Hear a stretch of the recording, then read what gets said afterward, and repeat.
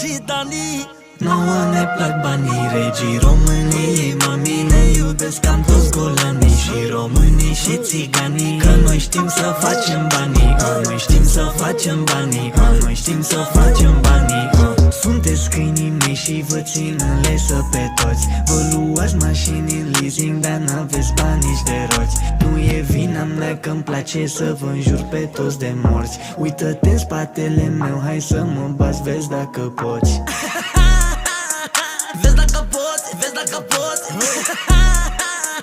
Vezi dacă poți, vezi dacă poți.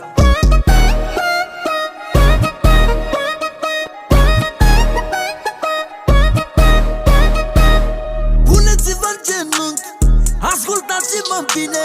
Cine-l supără pe ambii, mă supără pe mine.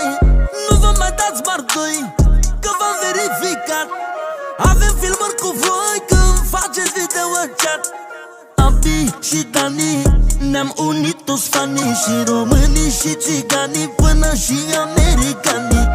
Abi și Dani, ne-am dublat și banii, și să fim sinceri cu voi, ne iubesc chiar și dușmanii. Bebeluș de cartier, nimeni nu mai e ca el. Îi mulțumesc lui mama mea, fiindcă a născut o stea. A născut o stea, fiindcă a născut o stea.